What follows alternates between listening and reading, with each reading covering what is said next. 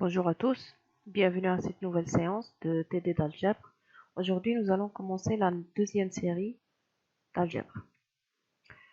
Alors, dans cette série, nous allons voir des opérations sur les matrices. Alors, premièrement, une matrice, c'est quoi? Une matrice, c'est tout simplement un ensemble d'éléments qui sont organisés en lignes et en colonnes. Donc, si je prends par exemple la matrice que nous avons là, c'est une matrice qui est composée de 3 lignes et de 2 colonnes. Et chaque élément de cette matrice-là, il est représenté par le numéro de la ligne suivi par le numéro de la colonne. Si je prends par exemple le nombre 7, c'est l'élément c'est l'élément M indice 3, 2. C'est-à-dire que ça se trouve dans la troisième ligne. On commence toujours par l'indice de la ligne suivi par l'indice de la colonne. Par exemple, cet élément-là, l'élément 7, c'est l'élément 3 et 2. Si je prends l'élément 3, cet élément-là, ça, c'est l'élément M, indice 2, 1. Donc ça, c'est M, indice 2 et 1. C'est-à-dire que ça se trouve à l'intersection de la ligne numéro 2 avec la colonne numéro 1. Alors, dans l'exercice 1, on nous demande de calculer la transposée de chacune de ces matrices. Commençons par la matrice A. La matrice A, sa transposée, donc on la note A avec un petit t exposant. Donc ça, c'est la transposée de A, c'est-à-dire transposée de cette matrice-là. Donc on calcule la transposée d'une matrice en remplaçant les lignes par les colonnes. C'est-à-dire que si je prends par exemple cette première colonne, dans la transposée, elle devient première ligne. Donc une matrice qui a 3 lignes et 2 colonnes, elle devient une matrice avec 3 colonnes et 2 lignes. Donc si je prends par exemple pour cet exemple-là, la transposée de A, c'est on a pris la première colonne et on l'a rendue première ligne. Donc ça, c'est devenu la matrice moins 3, 0, 1. Et la deuxième ligne, c'est la deuxième colonne de notre matrice A. Donc c'est 2, 4, moins 1. Donc chaque colonne, elle devient une ligne, ou bien chaque ligne, elle devient une colonne. Donc continuons avec les autres matrices. Si je prends la matrice B, donc c'est une matrice qui est composée de 2 lignes, 3 colonnes. Donc la transposée, elle va comporter 3 lignes et 2 colonnes. Donc ça devient notre première colonne 3, 2, 5, 2, elle devient ligne. La deuxième colonne 7, 1, elle devient deuxième ligne. Et la troisième colonne moins 4, moins 6, elle devient troisième ligne qui est moins 4, moins 6. Alors continuons. Pour la matrice C, donc c'est une matrice qui comporte 3 lignes et une seule colonne. Donc ce genre de matrice, on les appelle matrices colonnes. Donc la matrice qui est composée de 3 lignes et une seule colonne, sa transposée, elle va comporter une seule ligne et 3 colonnes. Donc la colonne que nous avons là, donc cette colonne-là, c'est devenu une ligne. On continue.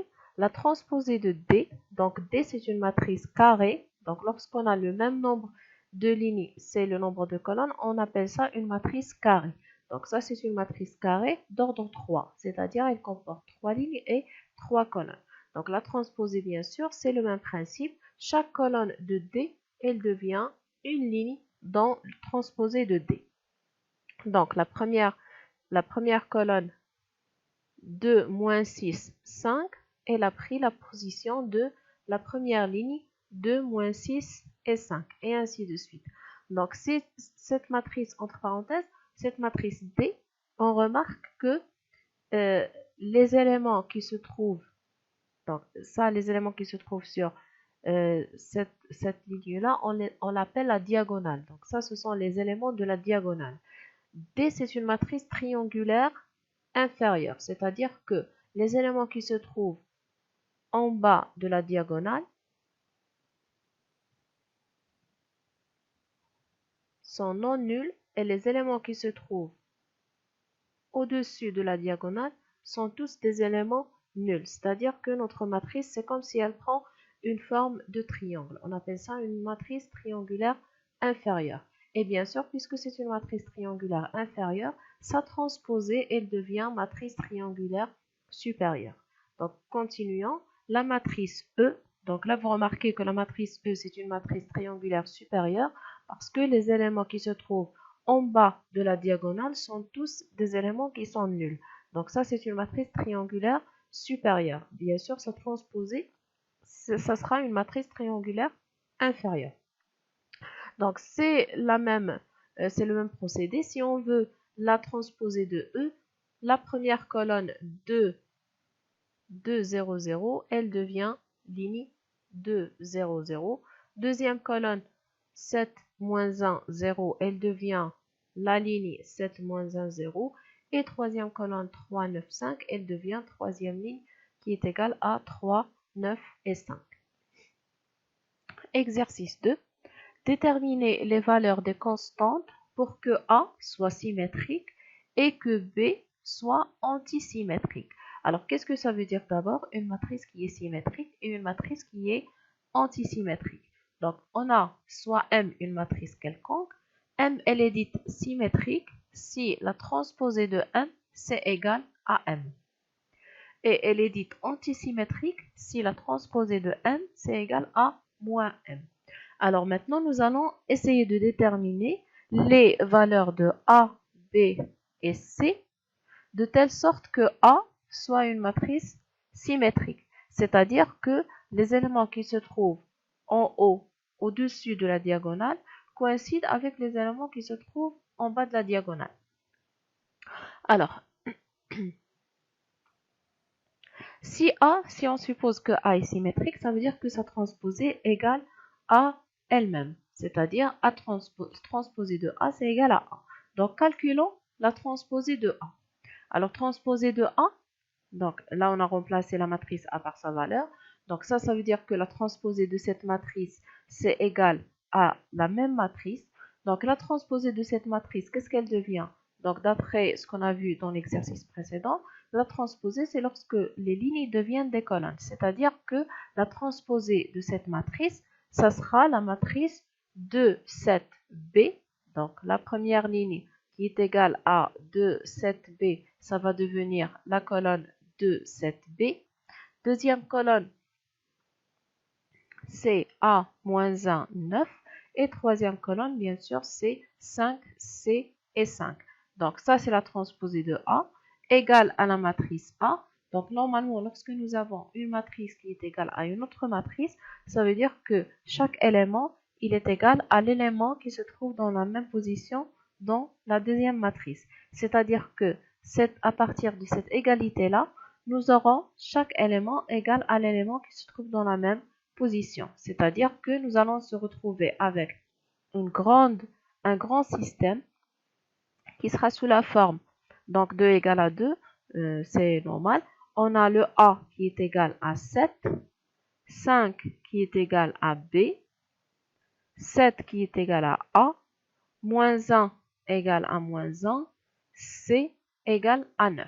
Donc ça nous donne le système A égale à 7, le B, ça sera 5, et on a le C, donc C, ça se trouve dans la troisième ligne, deuxième colonne, c'est égal à 9, qui se trouve dans la même position, c'est-à-dire troisième ligne, deuxième colonne.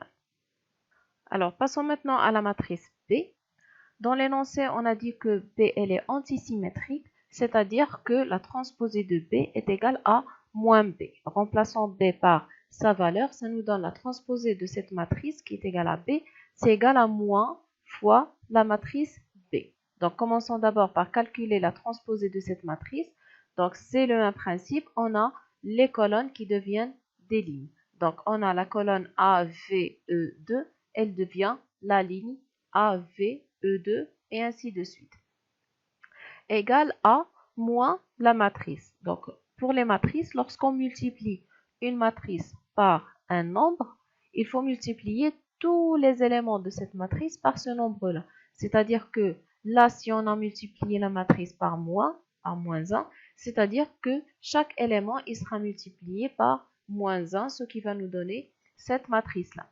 Donc là, on a une matrice qui est égale à une autre matrice. Donc forcément, chaque élément va être égal à l'élément qui se trouve dans la même position. Donc ce qui va nous donner le système, on a A qui est égal, donc A qui est égal à moins A. On a V qui est égal à moins 3. E égale à 1. 2 égale à moins Q. Alors, on continue. On a 3 égale à moins V. On l'a déjà fait. B qui est égal à moins B. 5 égale à R. À moins R. P égale moins 7. Moins 1 égale à moins E. R égale à moins 5, on en a déjà parlé. C qui est égal à moins C. 4 égale moins W. Alors Q, on n'a pas encore marqué le Q. C'est égal à moins 2. 7 égale à P. À moins P. W égale à moins 4. Et le D qui est égal à moins D. Donc voilà les égalités dont on aura besoin pour calculer les variables qui manquent. Donc là, puisque ici dans le système, puisque le A il est égal à moins A, ça veut dire que si on fait passer le moins A de l'autre côté, on aura 2A égale à 0. Donc ça veut dire que A égale à 0. V égale à moins 3, E égale à 1, Q égale à moins 2. Donc la même chose pour le B. On a B qui est égal à moins B, donc le B c'est égal à 0. R égale à moins 5, P c'est moins 7, C égale à moins C, ça veut dire que C c'est nul, W c'est moins 4 et finalement on a le D qui est égal à moins D, donc le D ce sera égal à 0. Ce qui va nous donner finalement la matrice B qui est sous cette forme. Donc entre parenthèses, pour les matrices qui sont antisymétriques, ce sont des matrices telles que la diagonale, elle est toujours nulle, et on a les éléments qui se trouvent au haut de la diagonale, donc les éléments qui se trouvent au-dessus de la diagonale sont égaux à moins les éléments qui se trouvent en dessous de la diagonale. Donc remarquez que là on a 3, donc ici on aura moins 3. Moins 1, donc l'élément qui se trouve opposé à moins 1, ce sera 1, et moins 2, l'opposé, ça sera 2, et ainsi de suite. Alors, deuxième question, soit A, une matrice d'ordre 4, c'est une matrice qui est carrée, déterminer une matrice B, symétrique, et C, antisymétrique, telle que A égale à B moins C. Donc là, on cherche à déterminer deux matrices B et C, telles que B est symétrique, C est antisymétrique, et la matrice A, c'est égal à B plus C. Donc, premièrement, nous allons poser ces deux matrices B et C. Normalement, on ne sait pas quelles sont, on ne connaît aucune valeur de B et aucune valeur de C. Tout ce qu'on sait, c'est que ça sera des matrices d'ordre 4, puisque A est égal à B plus C. A, c'est une matrice carrée d'ordre 4, donc forcément, B et C seront aussi des matrices d'ordre 4. Alors, puisque B, c'est une matrice symétrique, donc nous allons poser B de la façon suivante. Donc A, donc on va donner une variable A, B, C et D, E, F, G, H, I, J. Donc là, j'ai posé juste les éléments qui se trouvent sur la diagonale et les éléments qui se trouvent au-dessus de la diagonale. Puisque c'est une matrice qui est symétrique, ça veut dire que les éléments qui vont se trouver au-dessous de la diagonale, ce sont les mêmes qui se trouvent au-dessus. C'est-à-dire que puisque nous avons ici un B, donc, c'est-à-dire que les éléments qui se trouvent sur cette ligne seront les mêmes. Donc, les éléments qui vont se trouver sur cette première ligne seront les mêmes éléments qui vont se trouver sur la première colonne. C'est-à-dire que sur la première colonne, on aura A, B, C et D. La même chose pour la deuxième ligne. Les éléments qui se trouvent de ce côté-là sont les mêmes qui vont se trouver de ce côté-là. C'est-à-dire que dans la deuxième colonne, elle va être terminée par F et G. De même, pour la troisième colonne, elle va se terminer par I. Et là, bien sûr, pour la quatrième colonne, on a déjà l'élément J. Alors, on a posé B, c'est une matrice symétrique qui est égale à ça. Maintenant, on va poser C, une matrice antisymétrique. Donc, on a dit tout à l'heure que les matrices qui sont antisymétriques, les éléments de la diagonale sont tous égaux à 0. Maintenant, qu'est-ce qu'il nous reste à remplir les éléments qui se trouvent au-dessus de la diagonale? Donc, on va poser ça A', B', C', D', E', F', et les éléments qui vont se trouver au-dessous de la diagonale seront moins les éléments qui se trouvent en dessus. C'est-à-dire que, puisque là on a 0, A', B', C', donc dans la première colonne, on aura moins A', moins B', moins C'. Pour la deuxième colonne, elle va se terminer par moins D', moins E'. Et pour la troisième colonne, elle va se terminer par moins F'. Donc on a posé B et C sous cette manière. Reste maintenant à déterminer les valeurs de ces différentes variables.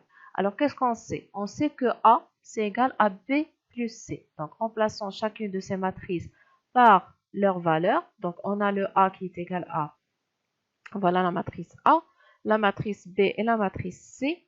Donc, nous allons maintenant calculer la somme de ces deux matrices. Ça va nous donner A plus 0. Donc, lorsqu'on fait la somme de deux matrices, c'est la somme de chaque élément avec l'élément qui se trouve sur la même position. Donc, ça nous donne A plus 0.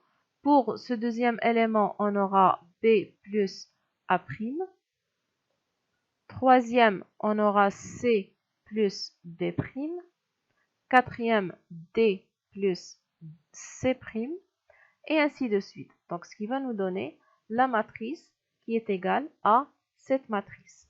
Donc, maintenant, à partir de là, on aura un grand système tel que, alors, premièrement, on aura 9 qui est égal à A plus 0, 2 qui est égal à B plus A', 1 qui est égal à C plus B', moins 6 qui est égal à D plus C', et ainsi de suite. Donc, ce qui va nous donner la matrice, donc 2C, B plus A', 1C, C plus B', et ainsi de suite. Donc, on a finalement un système qui va comporter toutes ces variables avec toutes ces équations. Mais même si vous voyez qu'il y a beaucoup de variables et beaucoup d'équations, vous allez remarquer que chaque deux équations, elles sont indépendantes des autres. Donc, vous remarquez que par exemple ici, on a le B et le A' ne figurent pas dans les autres équations, ils figurent juste dans ces deux premières équations. Donc, si on veut par exemple, à partir de ces deux équations, je veux déterminer le A' et le B, je peux, donc bien sûr vous pouvez appliquer la méthode que vous voulez, je peux par exemple écrire B en fonction de A', c'est-à-dire que là j'aurai B égale à 5 plus A', je vais la remplacer dans la première et comme ça j'aurai juste le A' et déterminer le A', puis la remplacer pour déterminer le B. Moi je vais faire autre chose, je fais par exemple la somme de ces deux équations, j'aurai B plus A' plus B moins A', donc le A' va être simplifié, donc 2B, ça sera égal à 7, donc B c'est 7 sur 2, donc A bien sûr c'est 9, B c'est 7 sur 2, si je remplace B dans la deuxième ou bien dans la troisième, j'aurai le A' c'est moins 3 demi, donc ainsi de suite, je procède de la même manière pour les autres pour les autres équations, j'aurai finalement la valeur de chacune de ces variables. Donc, j'aurai la matrice B, ça sera la matrice suivante. Donc, je vais remplacer le A, B, C. Donc, chaque variable, elle a été remplacée par sa valeur. Et pour le C, la même chose. Alors, troisième question, que peut-on dire d'une matrice qui est à la fois symétrique et antisymétrique? Qu'est-ce que ça veut dire, symétrique et antisymétrique? Posons A par exemple, ou bien posons M une matrice qui est à la fois symétrique et antisymétrique. Donc, si M, elle est symétrique, ça veut dire que sa transposée, c'est égal à M.